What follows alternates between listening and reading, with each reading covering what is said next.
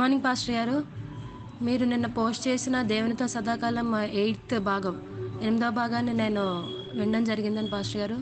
ఆ 52 మినిట్స్ అనేది నా నా లైఫ్‌లోని నేను ఇప్పటి వరకు మీ మెసేజెస్ విన్నవన్నీ ఒక ఎత్తయితే, నిన్న నేను విన్నది మాత్రం అది ఊహకు కూడా అందట్లేదండి పాస్టర్ గారు. అది ఇప్పుడు ప్రెజెంట్ జరుగుతున్న సిట్యుయేషన్స్ మీద కూడా అంత డేరింగ్‌గా మాట్లాడే వ్యక్తి మీరొక్కలే నాకనిపించారండి పాస్టర్ గారు.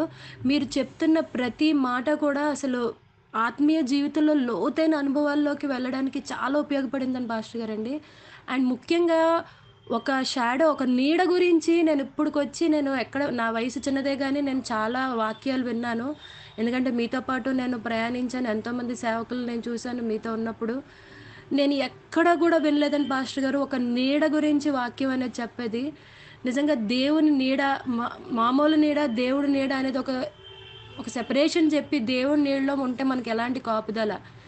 అండ్ తర్వాత మీరు చెప్తుండుంటే విశ్వాసంలోంచి మొండి విశ్వాసంలోకెళ్ళిపోవాలన్న ఒక తపననేది ఏర్పడుతుందండి పాస్టర్ గారు.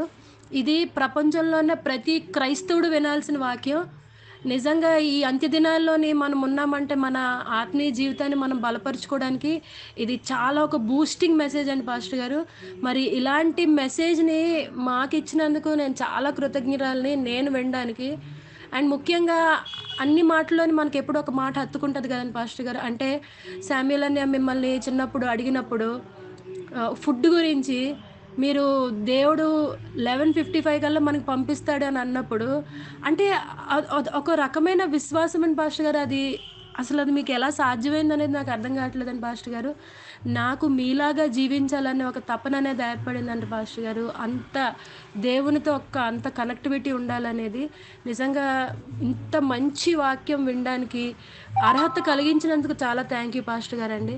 మీరెప్పుడూ అంటూ ఉంటారు కదండీ! మీ మీ మెసేజెస్‌లో నాలాంటి పాస్టర్స్ ప్రపంచంలో వేళ్ళ మీద ఉంటారని. నేనైతే చెప్తాను పాస్టర్ గారు, ప్రపంచంలో మీలాగా ఏ దైవజనుడు కూడా వాక్యం చెప్పలేడండి పాస్టర్ గారు. ఇలాంటి వాక్యం యూట్యూబ్‌లో పెట్టి మాలాంటి వాళ్ళని, కమింగ్ జనరేషన్స్‌ని ఈ లోకంలోకి వెళ్ళకుండా మమ్మల్ని మేము ఎలాగా దేవునికి దగ్గరగా చేసుకోవాలనేది మాకు తెలియజేసినందుకు చాలా కృతజ్ఞురాలండి పాస్టర్ గారు. ఇది నేనొక్కరిదాన్ని కాదండి.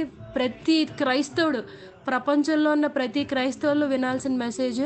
ఇది నేను అంటే ఒక ఉద్రేకంతో చెప్పట్లేదండి పాస్టర్ గారు. అంటే లోపల ఆత్మతో ఉన్న తపనతో చెప్తున్నాను. అసలు ఇలాంటి వాక్యాలు ఎక్కడ వినము, వినలేము కూడా. నిజంగా దేవుడు మిమ్మల్ని మాకిచ్చినందుకు మేం కృతజ్ఞులం పాస్టర్ గారు. చాలా థ్యాంక్ యూ అండి. మమ్మల్ని ఇంకా ప్రోత్సహిస్తున్నందుకు. ఇంకా, ఇంకా, ఇంకా ఇలాంటి వాక్యాలెన్నో వినాలన్న ఆశతో మేము ఎదురు చూస్తున్నాం పాస్టర్ గారు. Thank you.